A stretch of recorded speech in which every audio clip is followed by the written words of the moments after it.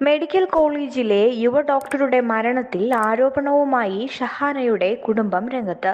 വിവാഹം മുടങ്ങിയതാണ് ഷഹാനയുടെ ആത്മഹത്യയ്ക്ക് കാരണമെന്ന് കുടുംബം പറയുന്നു. ഷഹാന PG വിദ്യാർത്ഥിനിയായിരുന്ന സമയത്ത് വിവാഹം ഉറപ്പിച്ചിരുന്നുവെന്നും സ്ത്രീധനവുമായി ബന്ധപ്പെട്ട തർക്കം മൂലം വിവാഹം മുടങ്ങിയെന്നും ബന്ധുക്കൾ ആരോപിക്കുന്നു.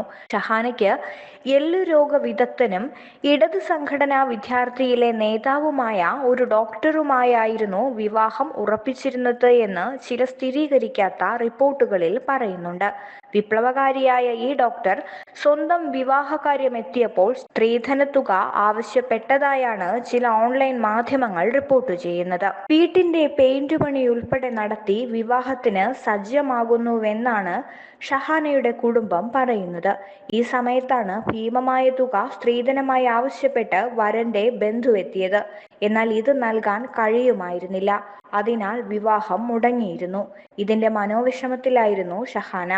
ഷഹാനയ്ക്ക് ഡിപ്രഷൻ ഉൾപ്പെടെ വന്നിരുന്നുവെന്നും സഹോദരൻ പറയുന്നു.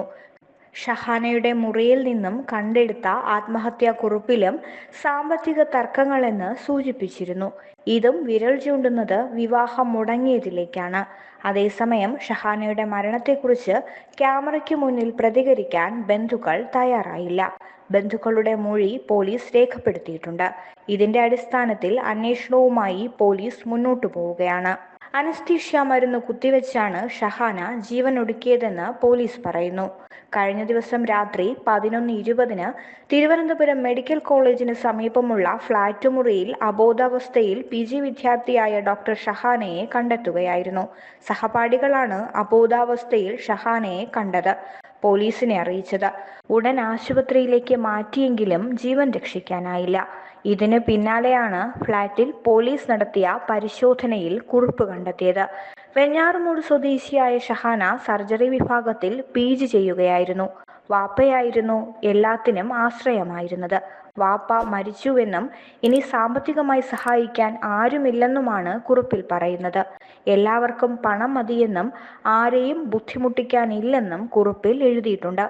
പോസ്റ്റ്മോർട്ടം റിപ്പോർട്ടിലാണ് അനസ്തീഷ്യ മരുന്ന് കൂടുതലായി കുത്തിവെച്ചതാണ് മരണകാരണമെന്ന് വ്യക്തമായത്. സഹോദരിയുടെ വിവാഹം കഴിഞ്ഞു.